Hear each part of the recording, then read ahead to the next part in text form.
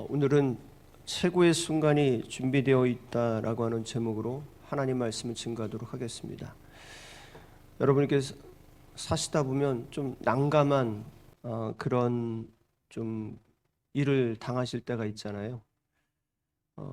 저는 생각해 보면 여러분 낯선 시골길을 가시다가 기름이 떨어져서 주유불이 깜빡깜빡할 때 이런 경험해 보신 적 있으십니까? 요즘에는 내비게이션이 있어가지고 어느 정도 가면 주유소가 있는지 금방 알 수 있잖아요. 근데 그러지 못한 그런 나때가 있었습니다. 그런 시절이 있었죠.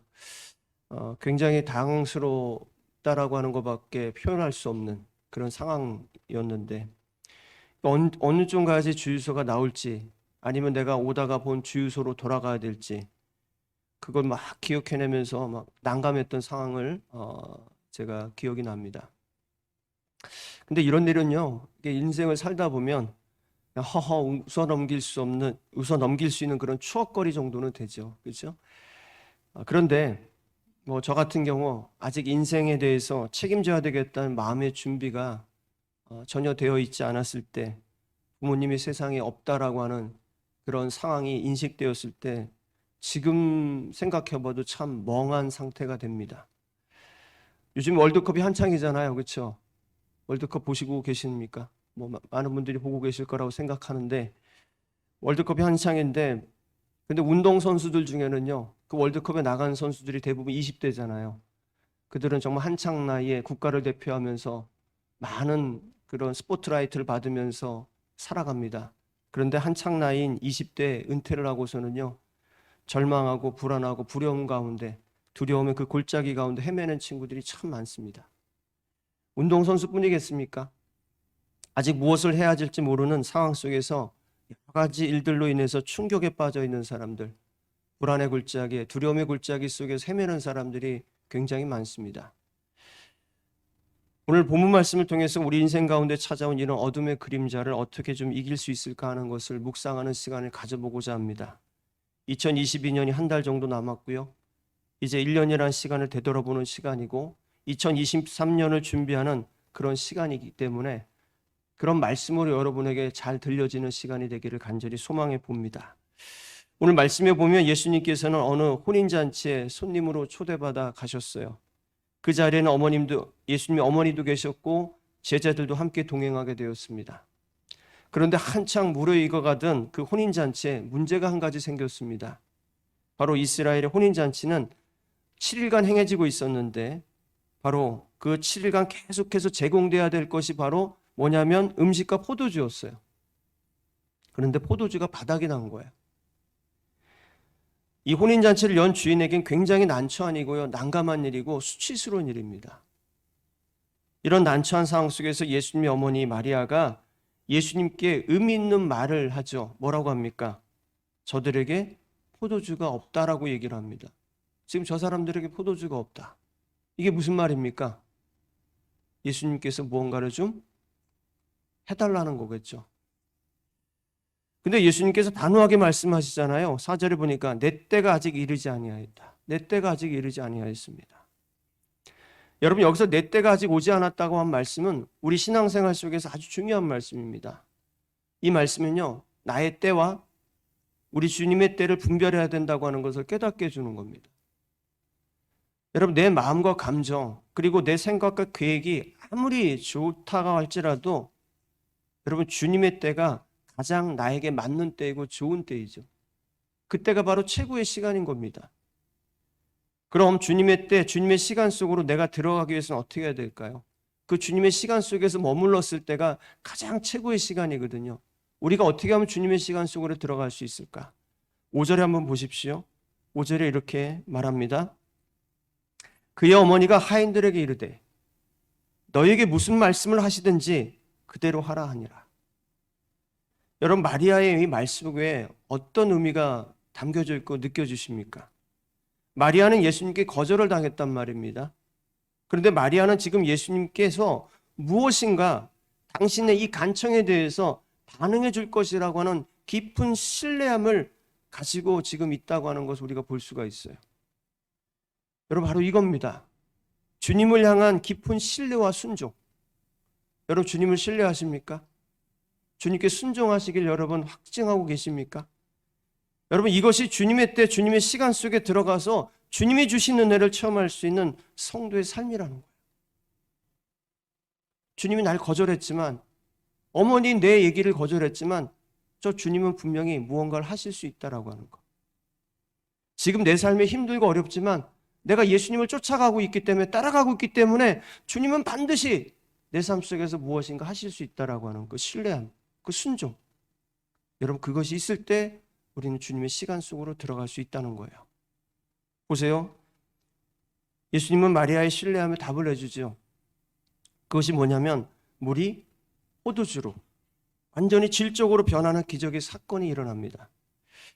여러분 기적이라고 하는 것, 특히 요한복음에서 기적이라고 하는 것은 뭐냐면 예수님이 하나님이시라고 하는 것을 증거하는 거거든요. 선언하시는 거예요. 그런데 그 첫 번째 기적이 바로 오늘 이 가나 혼인잔치에서 일어나게 되는 겁니다. 자, 여러분 포도주가 떨어진 잔치 분위기를 한번 생각해 보십시오. 어떻겠어요? 포도주가 떨어졌어요. 우리나라 사람들도 참 술 좋아하잖아요. 술 빠진 잔치집 어떻습니까? 그거 끝난 거예요. 그렇죠? 흥겨운 잔치가 중간에 끝났을 때 가장 당황할 사람들이 어떤 사람들입니까? 신랑과 신부죠. 신랑과 신부. 축복의 시간이라고 생각했는데 슬픔의 시간이 돼버리는 거예요. 인생에 있어서 최고의 날이라고 생각했는데 최악의 날이 되고는 거예요. 여러분 수많은 사람들이 기록할 거 아닙니까? 그 자리에 온 사람들, 아, 저 집에 결혼식 때 술 떨어져가지고 와서 김샜어. 여러분 근데 그 자리에 누가 계셨어요? 그 잔치 자리에 주님이 계셨어요. 주님. 여러분 오늘 가나 혼인 잔치 자리는요, 주님과 함께하는 성도의 삶을 상징적으로 보여주는 거예요. 여러분 우리 성도들의 삶은 뭐냐면 주님이 임재하시는 하늘나라 잔치와 같은 삶이 바로 성도의 삶입니다. 주님이 함께하시는 성도의 삶은 그러니까 결코 어떻게 될까요? 최악으로 끝나지 않아요. 마치 지금 내 눈에는 어렵고 힘들어서 최악이라고 생각할 그런 순간이 올 때 있잖아요. 그래서 예수님 믿는다고 하면서 이런 말 쓰잖아요. 요즘에 이번 생은 틀렸나 봐. 잘 들어보면 참 웃기면서도 의미 있는 말인데 예수 믿는 사람이 쓸 말은 아니거든요. 그러니까 이번 생은 틀렸다면 어떻게 되는 거예요? 다음 생에 또 있다는 거예요?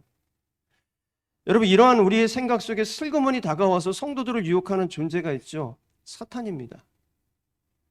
그렉 롤이라고 하는 목사님께서 사탄을 이렇게 얘기를 했어요. 사탄은 포장의 달인이다. 포장. 여러분 포장 아시죠?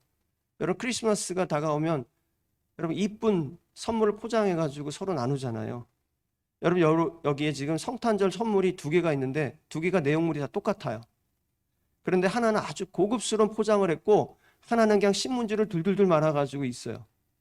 여러분 어떤 걸 택하시겠어요? 똑같은 걸 알지만 여러분 어떤 걸 택하죠? 고급스러운 거 택할 거 아닙니까? 포장지 예쁜 거. 여러분 우리가 인간이 죄악에 빠진 그 때를 한번 생각해 보세요. 에덴 동산에서 사탄이 아담과 하와를 유혹한 것이 뭐냐면 이거였어요. 결코 죽지 않고 너희 눈이 밝아져 하나님과 같이 될 것이다. 선악을 알게 될 것이다. 하나님처럼 될 수 있다고 하는 것. 여러분 인간이 가장 소망하는 게 뭡니까? 나도 하나님처럼 되고 싶은 거 아니에요? 영생불사하면서 내 마음대로 세상을 다 해보고 싶은 거 아니겠어요? 여러분 하나님처럼 결코 될 수 없죠. 그런데 될 수 있다라고 하는 그 겉포장으로 감싸가지고 될 것처럼 좋아 보이게 만들어서 유혹해서 인간은 거기에 타락하고 말았잖아요. 여러분 사탄은 포장을 잘합니다. 인간이 가장 최고로 여기는 것, 내가 가장 좋아하는 것을 기가 막히게 내가 보기에 좋게 포장을 해서 우리 마음을 사로잡아요. 그게 바로 사탄입니다. 여러분이 아주 좋아 보이는 게 있습니까? 내가 정말 좋아하는데 보기에도 너무 좋고 내가 꼭 차지하고 싶고 가지고 싶은 것이 있어요. 여러분 그래서 사탄은요 포장의 달인이기도 하지만 사탄은 낚시꾼이에요. 낚시꾼이 뭘 합니까? 낚시 거기에 바늘에 뭘 쥐어요?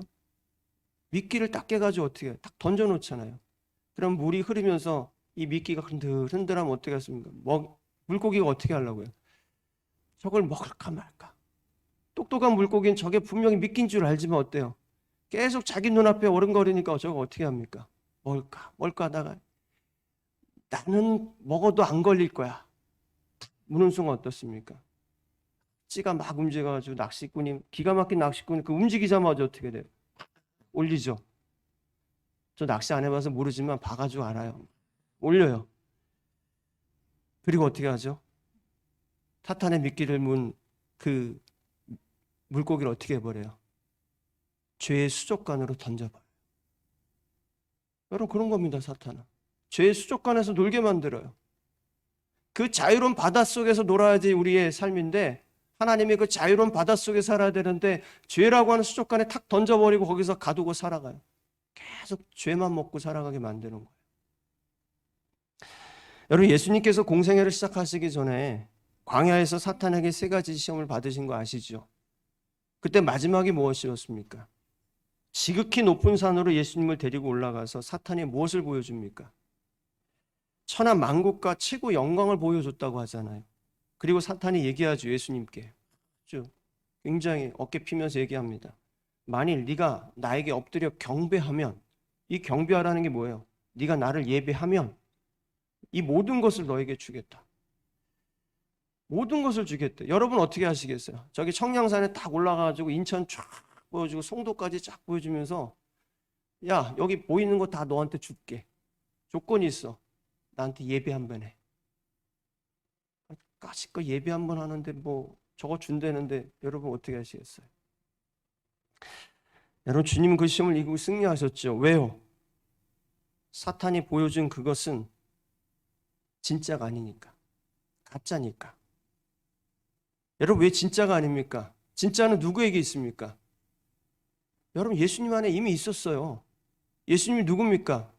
하나님이시잖아요. 이 세상을 말씀으로 지으시고 창조하신 근본 하나님이시잖아요. 그죠? 그 하나님이신데 그 하나님 앞에 사탄이 와가지고 자기 것인 양 지금 뭐 하는 거예요? 교만하게 우쭐거리고 있잖아요. 여러분, 사탄이 그런 거예요. 하나님의 것을 가지고 여러분한테 교만하게 와서 우쭐거리는 거예요. 야, 이거 내가 줄게. 이거 내 거야. 내가 너에게 줄 테니까 너 나에게 경배하며 살아. 여러분, 사탄의 것은 하나도 없어요. 다 하나님의 것이에요. 그런데 사탄이 마치 자기 것인 양 우리에게 와가지고 준다고 지금 미끼를 가지고 먹게 만든단 말입니다. 그러니까 여러분, 내 인생에 최악의 순간이 왔다고 생각되는 그 순간, 여러분 누구를 바라봐야 됩니까? 예수님 바라보셔야죠. 예수님 신뢰해야죠.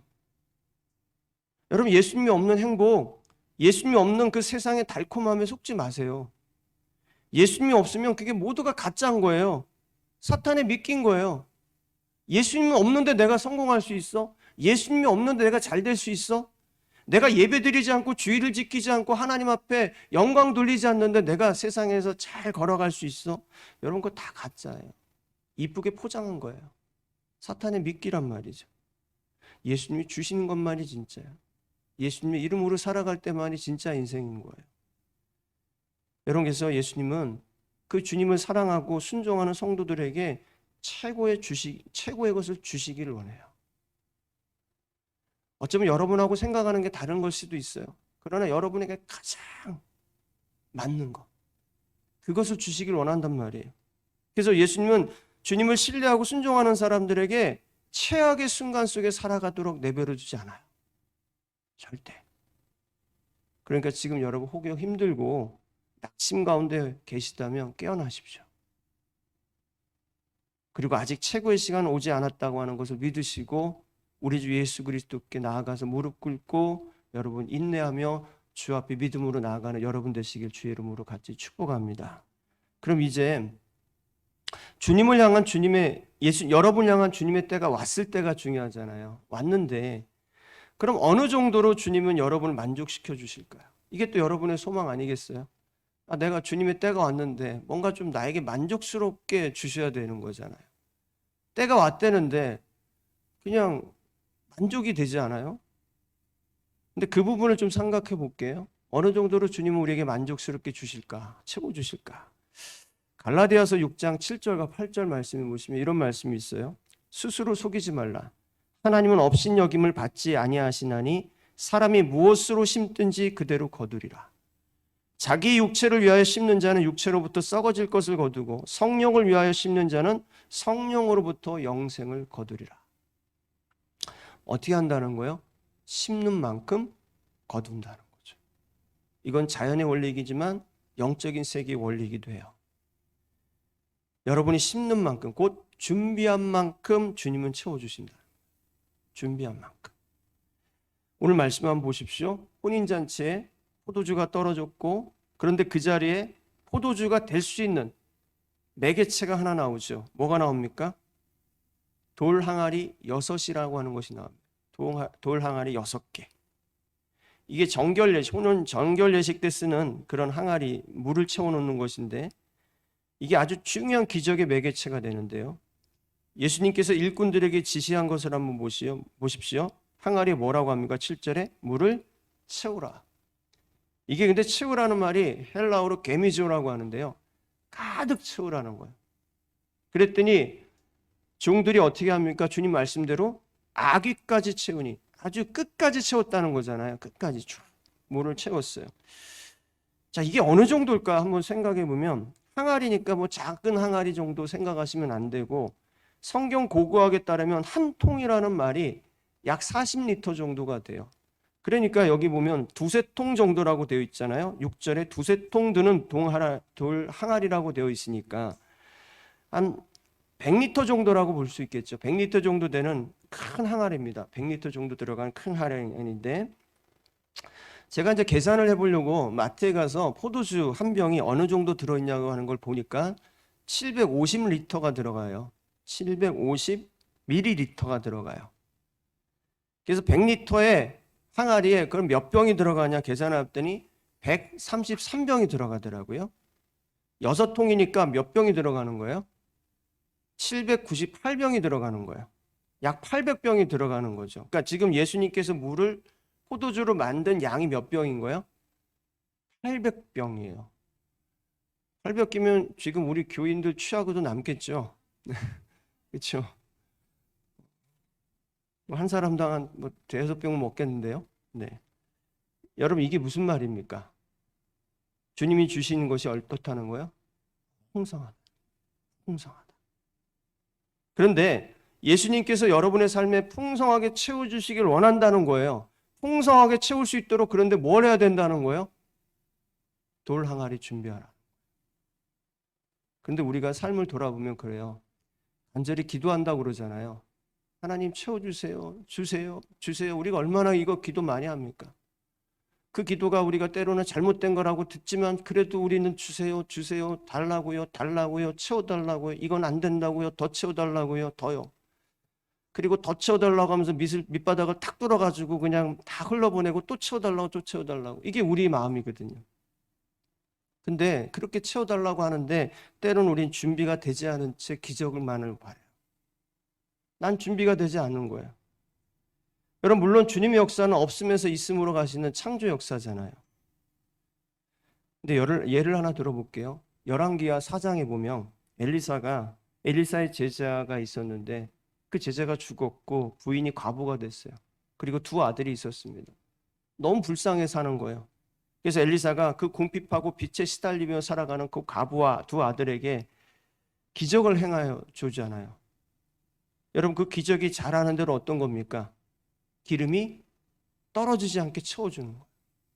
근데 그냥 기적이 일어난 게 아니라 그 열왕기하 4장 2절에 보면 엘리사가 과부에게 묻거든요. 이렇게 물어요. 너의 집에 있는 게 뭐냐? 지금 그랬더니 과부가 말하기를 계집종의 집에 지금 기름 한 그릇이 있습니다. 한 그릇. 그러니까 종제기 정도 생각하시면 그 기름 한 그릇이 있습니다.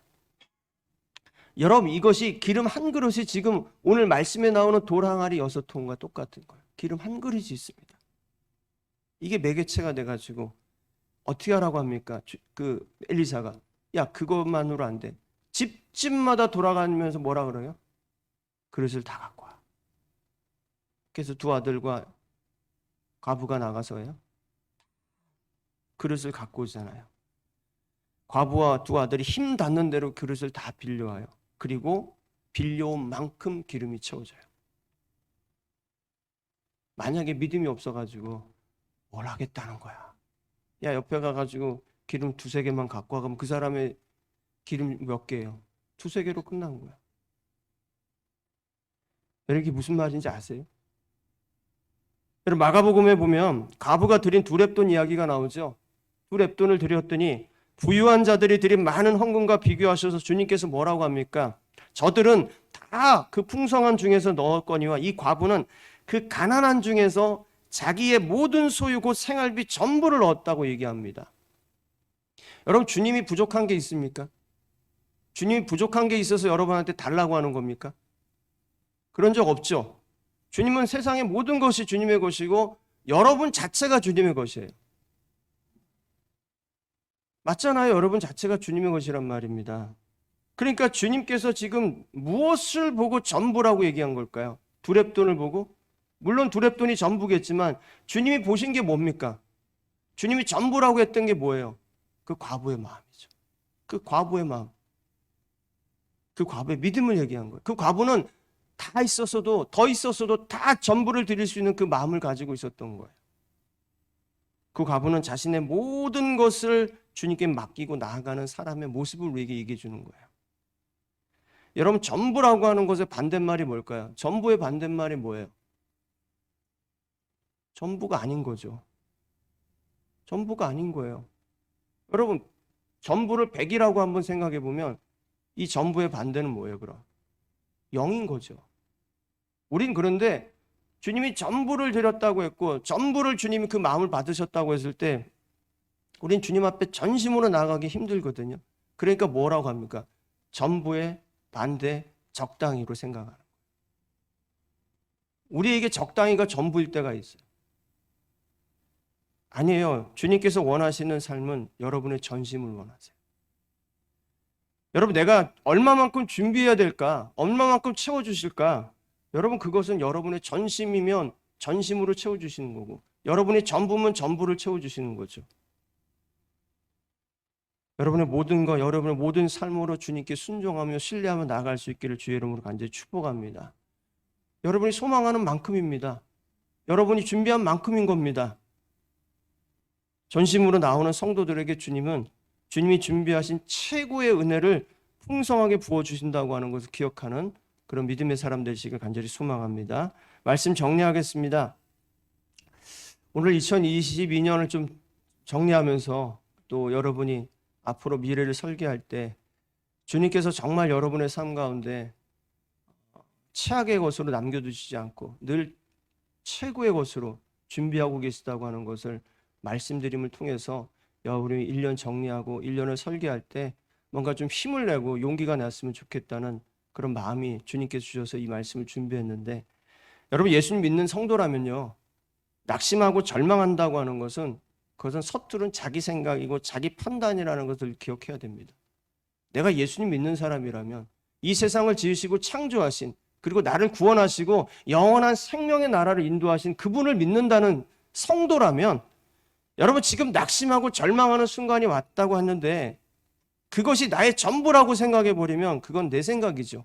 내 판단에 빠진 것이고 결국 사단의 미혹에 빠진 거예요.